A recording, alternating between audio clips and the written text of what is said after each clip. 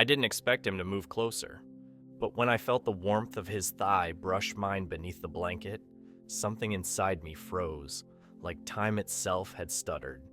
No breath, no thought, just the quiet realization that something had shifted. It was 2:17 a.m. We were lying in a bed far too small for two grown men, bare skin pressed to bare skin in the dark, pretending the arrangement was somehow normal. Just two best friends sharing a mattress in the cabin his parents never sold, with peeling wood walls and the smell of lake water clinging to everything.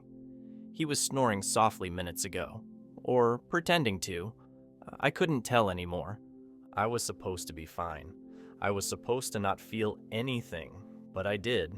I always had. Hey, if you're here and feeling the vibe already, hit like, drop a comment, and subscribe to support these stories and help more people find them. It means the world, and it keeps us going. Thanks for being here. Since we were kids, I'd followed him like gravity. When we were 12, I'd watch him dive into the lake and wonder if his skin would feel as smooth underwater as it looked. When we were 16, he'd fall asleep on my shoulder during road trips, and I'd hold my breath so I wouldn't move an inch. At 23, I was still pretending I could carry this secret without it spilling everywhere. He never looked at me that way. Not really. At least, I thought he didn't. Until tonight. We'd driven up for a last-minute weekend to reset, his words, not mine. Work had fried him, and I was the only one he trusted to do nothing with. We'd grilled meat, drank too much, and played video games like we were 17 again. But now we were in bed. The same bed. And there was no more laughing, only silence. Only his body slowly, deliberately pressing closer to mine, like sleep had made him forget he wasn't alone. But that wasn't what scared me.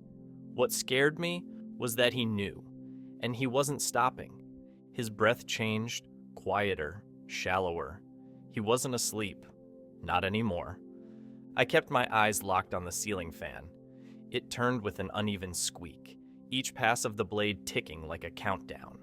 My chest rose and fell too fast, every inch of my skin aware of his. The way his arm grazed my side, the way the blanket barely covered us now, like it too, had stopped trying to pretend. He turned just enough that I could feel his breath on the curve of my neck. My eyes closed automatically, not from fear, but from something else. Something hot, electric, dangerous. "Hey," he whispered.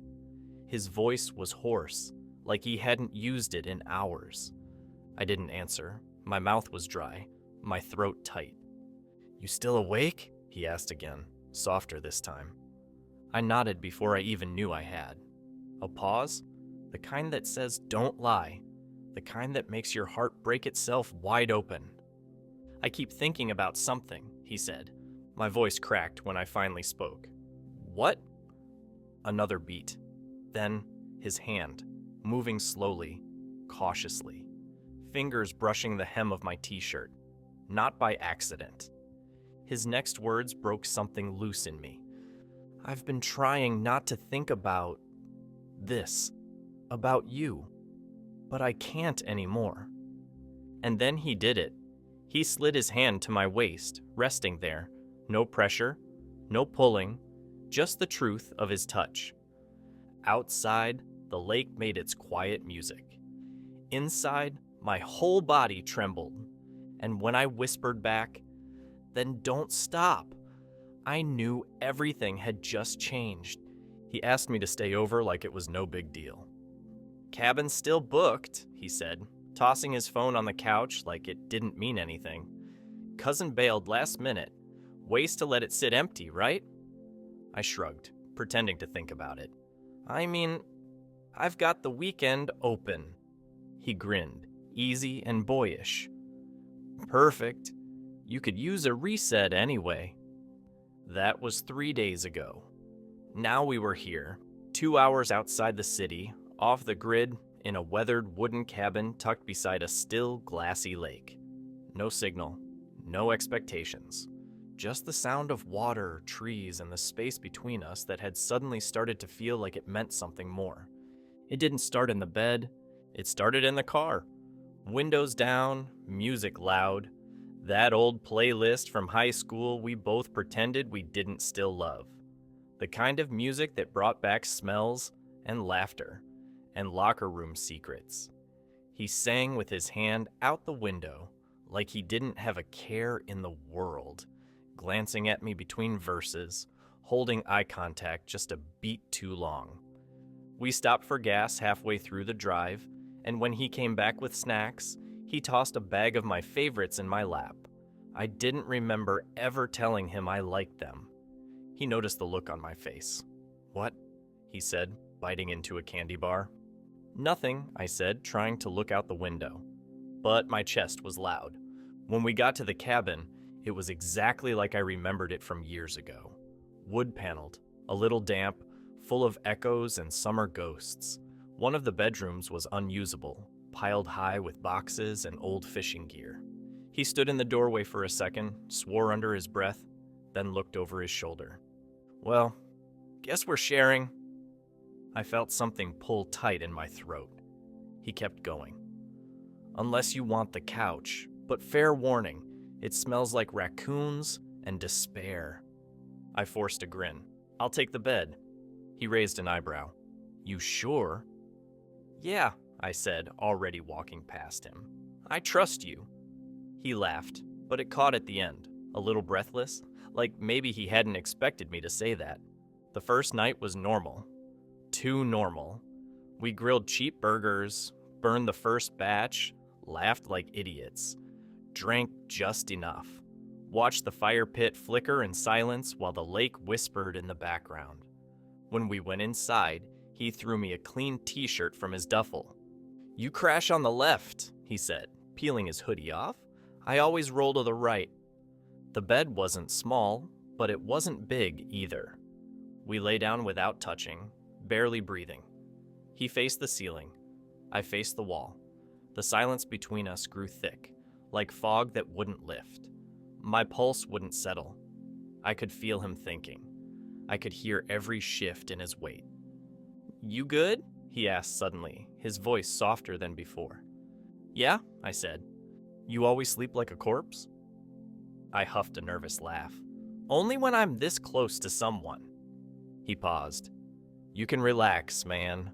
You're safe here." Something about the way he said it made me more tense, not less. Because the moment he said safe, all I could think was not from you.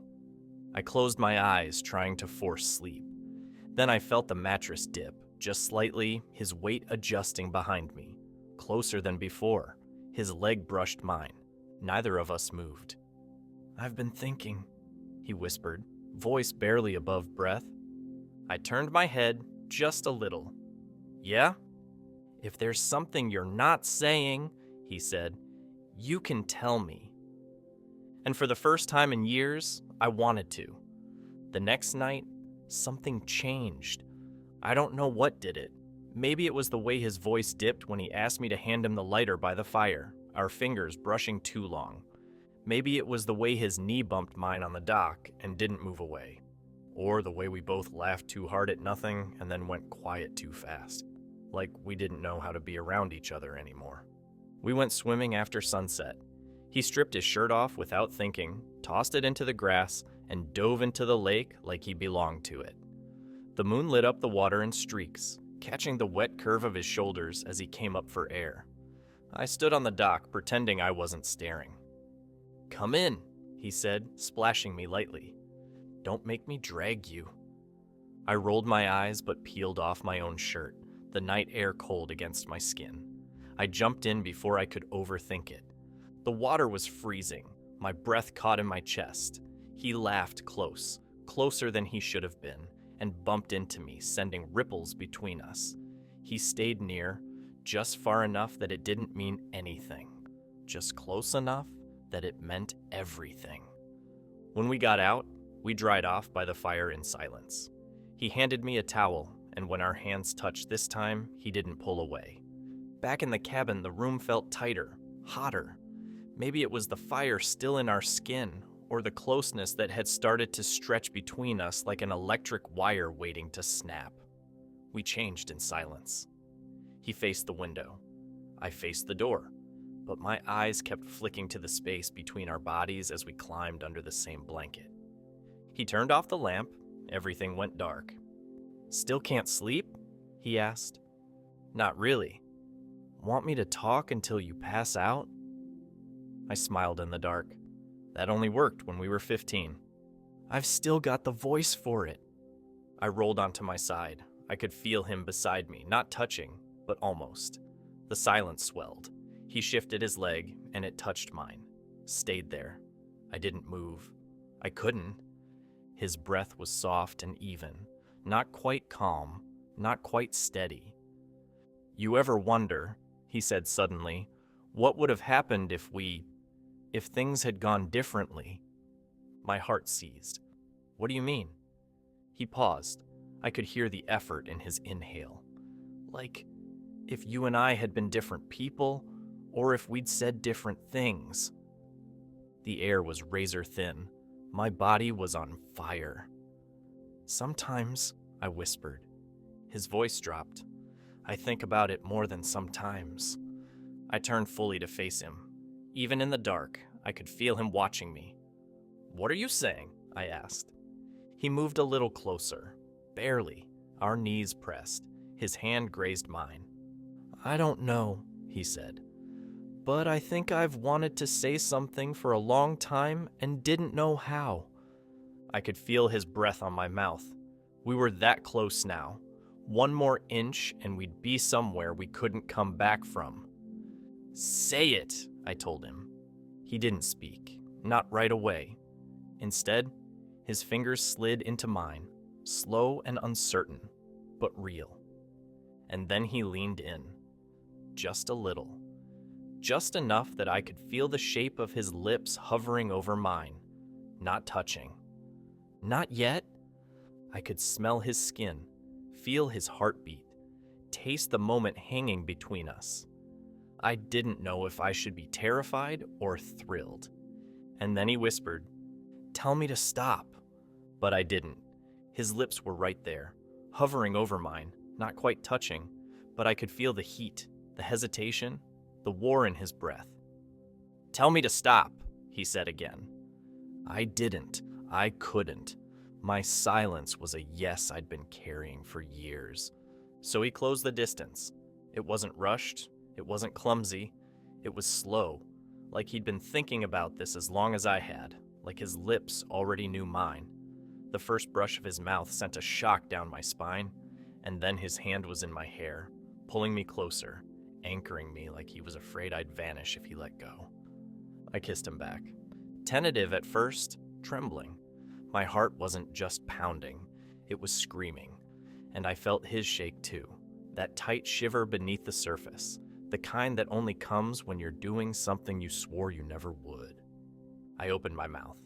He exhaled into it. His hand moved from my hair down the side of my neck, tracing my jaw like he was memorizing me in the dark. The weight of him pressed against me. Warm. Real. His body over mine. Not forcing, just there. Just yes. "Jesus," he whispered against my lips, his voice raw. "What are we doing?" I wanted to answer, but I didn't have the words, so I kissed him again. Harder this time, more certain. My hand slid under his shirt, found skin, hot and smooth and trembling just like mine. He pulled back, barely, his forehead against mine. "Are you sure?" That broke me. "I've been sure for years." His mouth was on mine before I finished the sentence. He kissed like he couldn't afford to stop, like every second without contact was unbearable. His hands were all over now, slow but hungry, feeling every part of me he'd pretended not to notice for so long. When I reached for him, he didn't flinch. He leaned into it. We moved together, not rushed, not frantic, just tangled in something bigger than either of us. The sheets twisted beneath us. The mattress shifted. The world narrowed to breath and skin, and the way his fingers slid down my back like he was afraid of letting go. He looked at me, really looked at me, eyes wide, pupils blown, lips red. "You okay?" he asked. I nodded, chest rising hard. "You?" He swallowed. "I don't know, but I don't want to stop." "Then don't." Clothes slipped away like they didn't belong between us. Not all at once, just enough to let hands explore, to let heat build until we couldn't take it. He kissed down my neck, across my shoulder, pausing like he needed to relearn how to breathe. It wasn't rushed, it wasn't perfect, but it was honest. We didn't speak after that, we didn't have to. Our bodies said all the things we'd been choking on for years. Every breath a confession. Every touch a promise we weren't brave enough to make in daylight. At some point, he collapsed beside me, chest heaving, arm thrown over his eyes. I turned on my side, watching the rise and fall of his ribs, listening to the silence between us turn into something thick and alive. I thought he might say something. I thought I might. But we didn't. We just lay there, naked in a room full of shadows, hearts too loud to ignore. His fingers found mine again in the dark. No words, just contact. And as I drifted toward sleep, his voice came, barely a whisper. "I don't know what this means."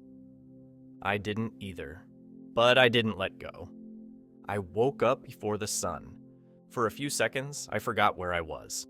The ceiling looked unfamiliar in this soft pre-dawn light, just a shadowy blur of beams and slow-turning fan blades. But then I felt the warmth behind me, the curve of a thigh tucked against mine, a chest pressed lightly to my back, an arm still draped over my waist like it had fallen there in the middle of something real. He was still there, still breathing slow against my shoulder, still touching me. He hadn't rolled away. The blanket had slid down around our hips sometime during the night. Cool air kissed my bare skin, but I didn't move to pull it up. I didn't want to disturb whatever fragile balance we'd landed in. His hand, resting just above my navel, twitched slightly as if his body was still dreaming. I laid still, so still. My mind was chaos, but my body was calm, heavy, satisfied in a way I couldn't explain. It wasn't just about what we'd done, it was about the way we'd done it. How careful it had been, how he'd watched me the entire time, like he was scared I might disappear. I turned my head slowly, careful not to wake him.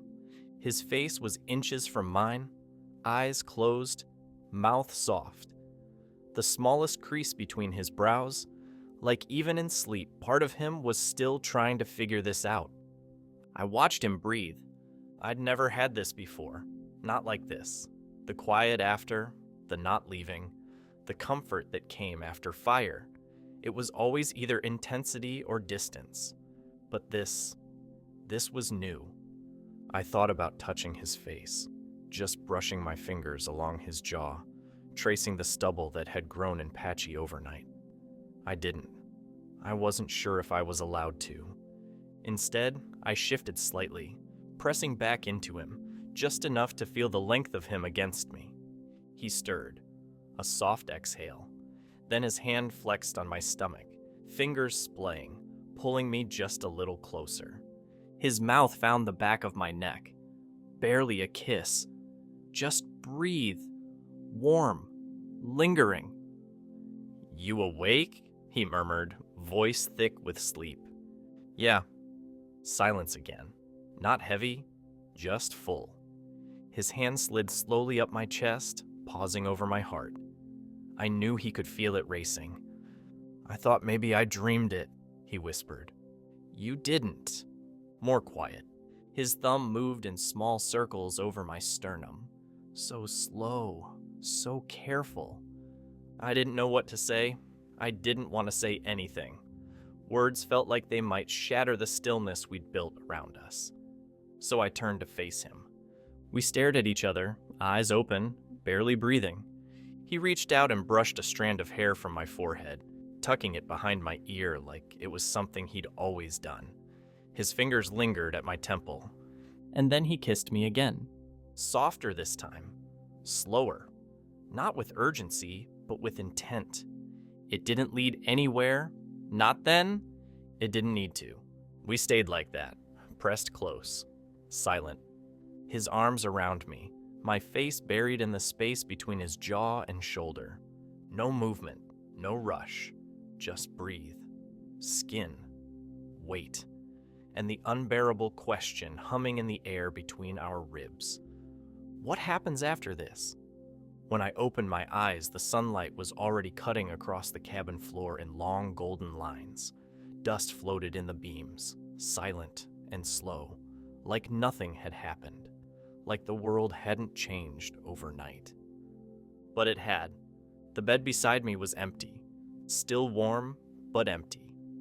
I sat up too fast, heart slamming into my ribs. The blanket slid down to my lap, and I pulled it tight across my chest without thinking. My skin was still buzzing, not from cold, but from absence. His clothes were gone from the floor. The space where he'd lain, pressed against me for hours, now just a shallow curve in the mattress, like a memory that hadn't cooled yet. I didn't call out. My throat felt thick, like it was holding something in. I just sat there listening. The cabin creaked like it always did in the morning. The fridge hummed. Somewhere outside, a bird chirped like it had no idea what had happened in this room just hours earlier. I slid my legs out from under the blanket and stood up slowly. My body ached in strange places.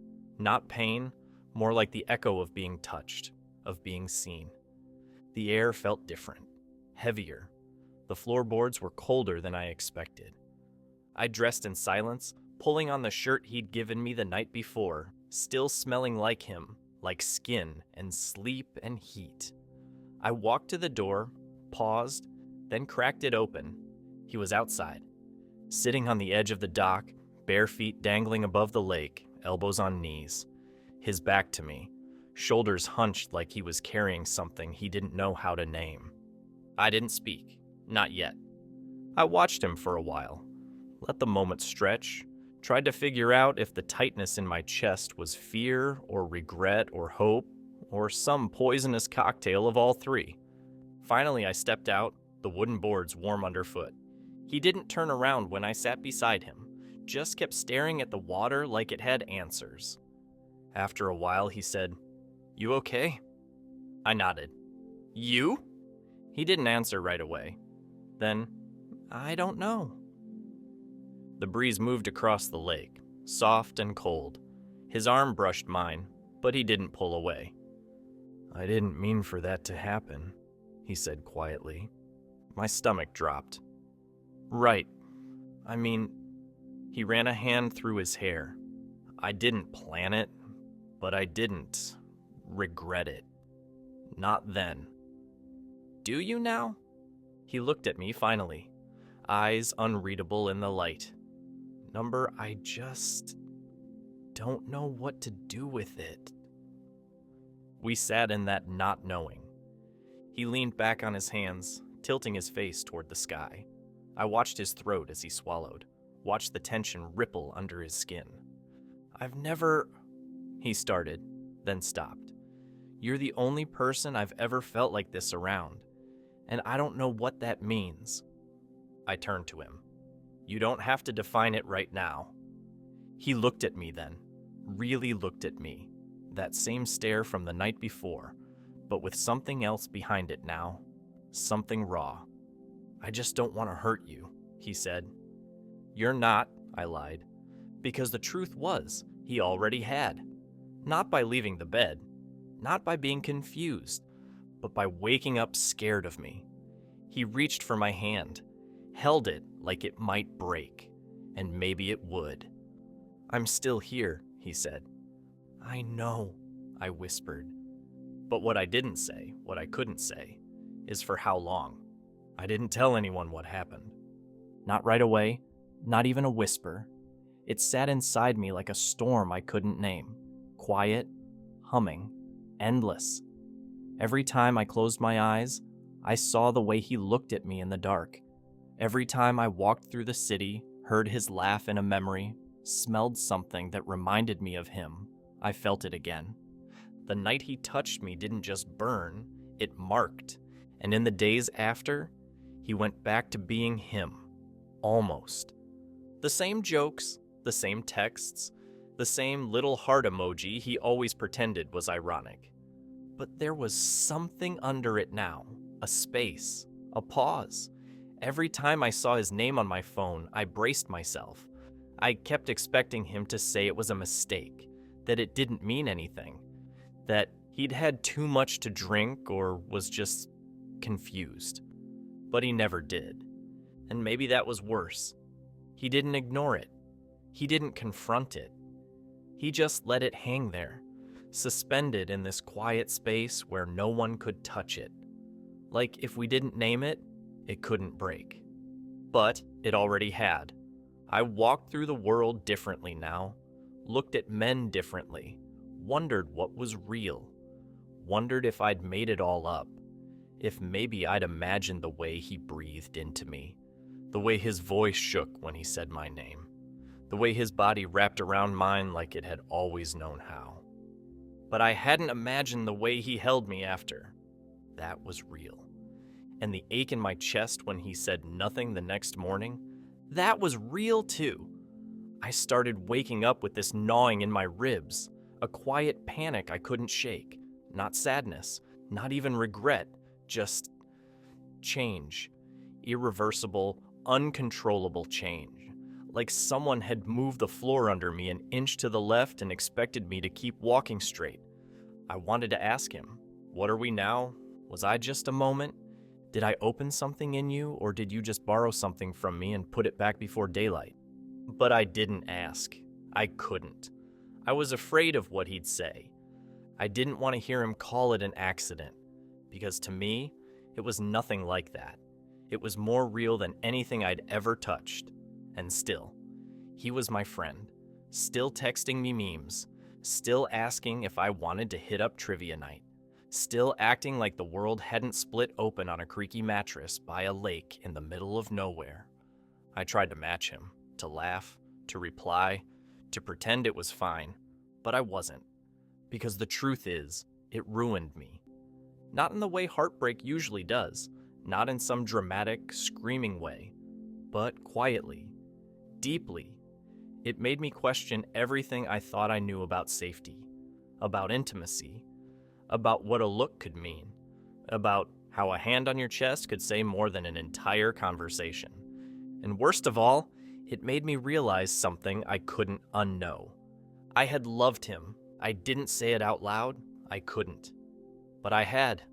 Long before that night, long before the kiss, long before the fire, I loved the way he asked if I was okay when no one else noticed. I loved how his voice softened when he was drunk. I loved the crease between his brows when he got frustrated with video games. I loved the way he always gave me the last piece of candy, even when he pretended not to care. And I'd carried that love like a secret too heavy for my chest. Until he cracked it open with a whisper and a kiss and a hand that didn't let go. And now I couldn't close it back up. Weeks passed, then months. He never brought it up again, not once. Not in a glance, not in a laugh, not in a midnight confession after too many drinks. We just slipped back into the rhythm we'd always had, hanging out, texting, catching movies, eating cheap takeout on his couch. On the surface, nothing had changed. But I had. Something in me refused to settle. A humming tension behind every smile. A constant pull in my gut every time he looked at me for half a second too long and looked away like he hadn't. And sometimes I caught him staring, like he was remembering it too. Like his silence was a thread he didn't know how to untangle. But he never said it, and I didn't ask, because I was scared. Scared he'd tell me it meant nothing. Scared he'd say it was a mistake. Scared he'd say it wasn't, but that he still couldn't give me anything more. And worse, I was scared he'd try to, because I didn't want almost. I didn't want something secret, something hidden behind jokes and glances and silence. I wanted the way he held me when no one could see, the way he kissed me like he had a map of my mouth in his memory, the way he whispered my name like it meant something more than friendship ever could. But life moved forward. It always does. He started seeing someone, some girl from work, blonde, smiled a lot. I met her once. She was sweet, and I hated her for it. I watched him with her, and I could tell he was trying to be normal, to be the guy he was always supposed to be. And maybe he was. Maybe I was the deviation. Maybe that night by the lake was a storm he walked through barefoot and blind, only to crawl out the other side untouched while I was still soaked to the bone. We drifted after that. Not with anger, not with drama, just the quiet fade that comes when something is too painful to hold and too sacred to shatter. I stopped texting first. He stopped asking if I was free. The space grew, and eventually, it held us both. Sometimes I wonder if he remembers. If he thinks about the way my body folded into his. If he hears my breath in the middle of the night when he's half asleep and can't tell dream from memory. If he ever wakes up reaching for someone who isn't there. If he misses the version of himself that only existed with me. Because I do. I miss the sound he made when I kissed him that first time. I miss his fingers tracing the edge of my ribs. I miss the silence that followed. Not because it was empty, but because it was full. So full it could barely hold us. I wonder if he'll ever say anything. If one day, out of nowhere, he'll send a text that just says, "Do you remember?" And what I'd do if he did. I think about calling him sometimes, but I don't. Not because I'm angry, not because I don't want to, but because I already know the answer. He remembers. He has to. You don't hold someone like that and forget. You don't kiss someone like that and move on untouched. You don't wake up tangled in someone's arms and pretend it never happened. You just carry it, quietly, forever,